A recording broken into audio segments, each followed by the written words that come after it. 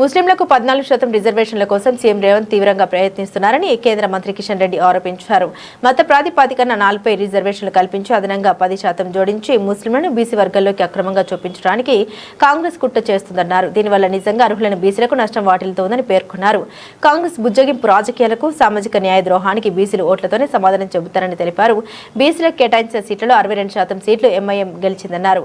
బీసీల సాధికారత కోసం ఉద్దేశించిన రిజర్వేషన్లు ఈ విధంగా పక్కదారి పట్టినప్పుడు నిజమైన బీసీలకు న్యాయం ఎలా లభిస్తుందని ఆయన ప్రశ్నించారు. కాంగ్రెస్ వస్తే ఏ మాత్రం కూడా మార్పు రాలే. కేసీఆర్ ఇట్లా దోపిడీ చేసిందో కాంగ్రెస్ పార్టీ రేవంత్ రెడ్డి అదే విధంగా దోపిడీ చేస్తుంది. ఏ రకంగా అయితే పార్టీ ఫిరాయింపులను ప్రోత్సహించాడో రేవంత్ రెడ్డి అదే విధంగా ప్రోత్సహిస్తున్నాడు.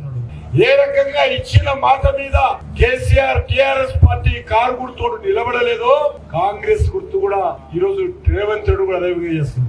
మహిళలందరికీ 2500 ఒక్కరికి ఇవ్వాలి. పింఛన్లు 2000 పెన్షన్లు 4000 చేస్తా అన్నాడు. 4000 పెన్షన్ చేయలేదు. కొత్త వాళ్ళందరికీ కొత్త పెన్షన్ ఇస్తా అన్నాడు.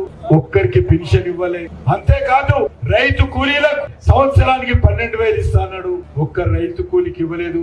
కౌలు రైతులకు 15,000 ఎకరానికి ఇస్తా అన్నాడు. ఒక్క కౌలు రైతుకి ఇవ్వలేదు. రైతులకు 15,000 ఇస్తా అన్నాడు. అది కూడా ఇవ్వలేదు. పెళ్ళైతే ఆడబిడ్డకు తులం బంగారము 1,00,000 రూపాయలు ఇస్తాడు. ఒక్క వ్యక్తి కూడా తులం బంగారం ఇవ్వలేదు. ఈ రకంగా చెప్పుకుంటూ పోతే కాంగ్రెస్ పార్టీ రేవంత్ రెడ్డి తెలంగాణ ప్రజలను నట్ట నరోడు మీద వెన్నుపోటు పొడిచి తెలంగాణ ప్రజలకు మోసం చేసినటువంటి చరిత్ర ఈరోజు రేవంత్ రెడ్డి.